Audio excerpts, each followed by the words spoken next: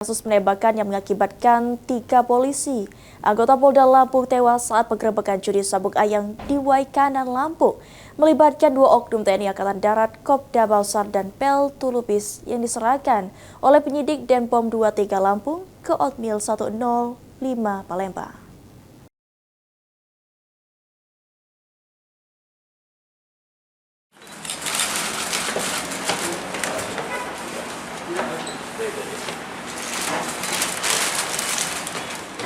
Penyerahan tersangka Kopda Balsar dan Peltu Lubis dilakukan langsung oleh Dandim-Pom 23 Lampung ke Dilmil 105 Palembang. Berikut dengan barang bukti diantaranya senjata api laras panjang yang dipakai untuk menembak 3 polisi anggota Polda Lampung di lokasi judi sabung ayam Waikanan.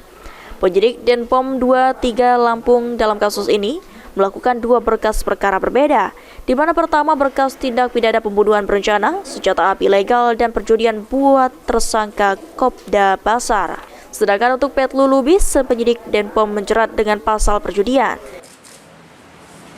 Pertama adalah berkas perkara tindak pidana menghilangkan nyawa orang, pembunuhan, kepemilikan senjata api ilegal, dan perjudian yang dilakukan oleh diduga tersangka Kopda Balsar.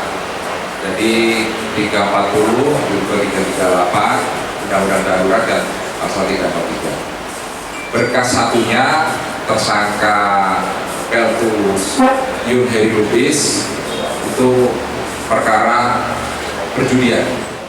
Selanjutnya, Otmil 105 Palembang akan menyusun proses dakwaan yang nantinya akan dikirimkan ke pihak pengadilan militer guna proses persidangan.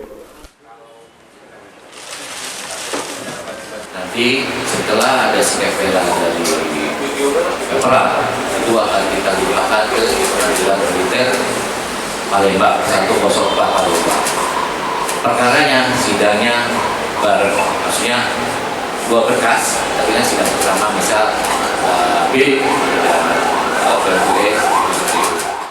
Ditambahkan oleh Kepala Otmil 105 Palembang, TNI akan transparan. Bahkan nantinya proses sidang di pengadilan militer akan berlangsung terbuka untuk umum. Tim Liputan PAL TV.